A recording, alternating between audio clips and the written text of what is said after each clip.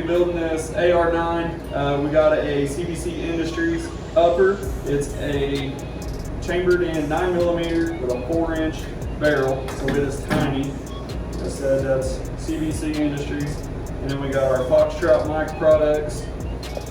What's it called? A FMP 9mm lower receiver. It's got their logo on it with their clover, and we're going to put this thing all together. We've got SBA3 stock and just a standard grip. So we're going to get started. Alright, we're going to do the trigger first. So you got your big end of your screw there, or your spring.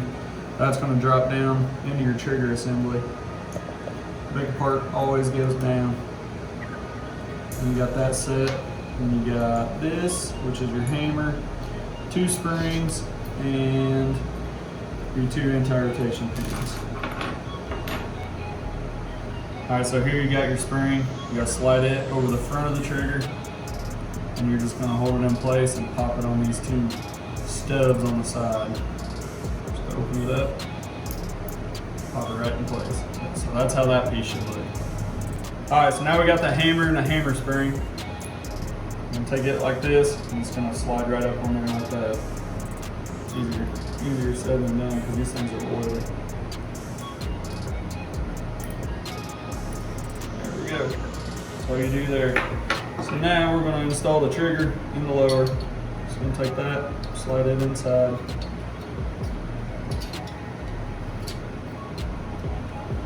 You got this piece, drops down on top of your spring.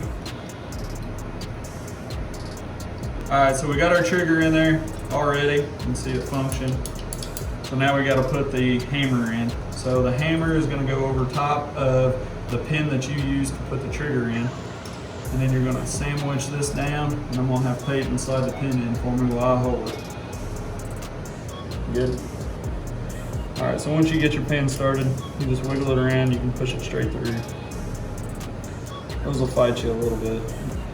Had some difficulty getting that one in, but we got it now, so fully functional trigger.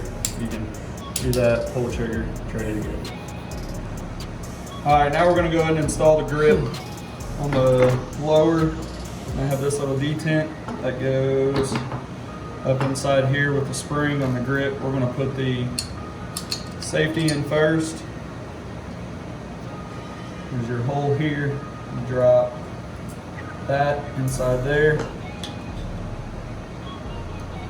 Got your spring. And that goes up and pushes up against that detent. So now, as you're holding that, you've got... You magically get that bolt open. Yeah, you magically get all that started.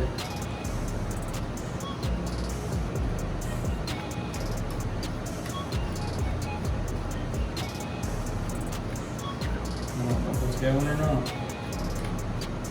Yep, there it goes. Now she's tightened up. You don't want to over tighten it, but you want to get it tight enough. Now, safety, fire, ready to shoot. That, it's on safe, flip it down, fire. Alright, now we're going to install the front takedown pin. This is the trickiest one. You've got your spring, and you've got your detent that actually holds the takedown pin in place.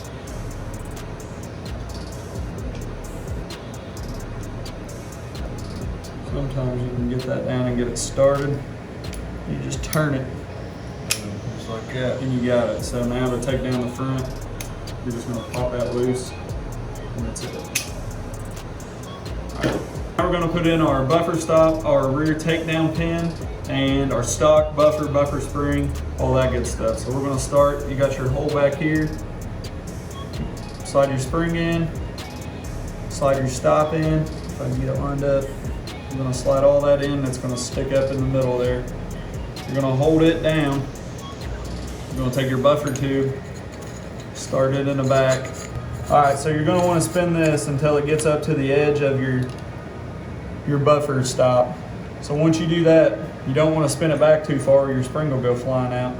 But you got to make yourself enough room to get your takedown pin, detent, and spring in. So I'm going to take our takedown pin, drop it in place, take your detent, You drop it in this hole that's in the back, and your spring goes on top of there.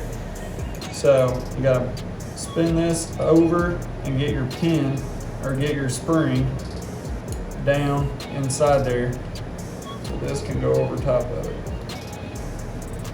So you're gonna take your spring, get it in there. You gotta get that piece over top of it, and you gotta make sure it goes in straight. It can't go in crooked or it won't work right. So there, we got it in straight. Then you're gonna spin your castle nut and tighten it all down. So that's gonna get torqued later once we get everything ready to shoot and all that. We don't have a torque wrench with us right now. So next we're gonna move on to the stock. It's a SBA3 pistol brace. It's not a stock, it's a brace. But you take that, you just pull this down even more, and it slides right on. So that's all it takes to put that on. Fully adjustable, all the way in, all the way out. It's got your strap, your arm brace, how you're supposed to use them, is like that. So that's pretty much it there. We take our buffer spring, slide it in. You're gonna get it back. There's your buffer. You're gonna get it back past your buffer stop. That's all that is. You got your buffer that catches the recoil of the bolt. So literally now, all we gotta do, pop that out. It's a little tight. Always tight when you need. There. You take out your detents, pop it out, take your upper. You're just gonna slide it in place, get it all lined up.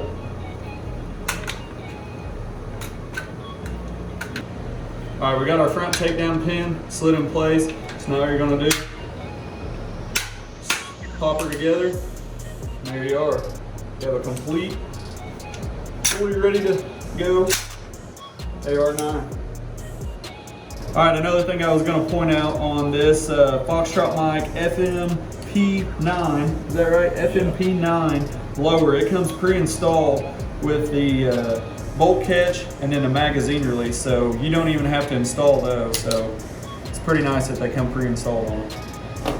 I'm gonna do a little measuring for you. So a full measure on this is with the stock all the way out, is 23 inches. So all the way back, also Peyton put one of his, what is that, 32? 33 round mags in it.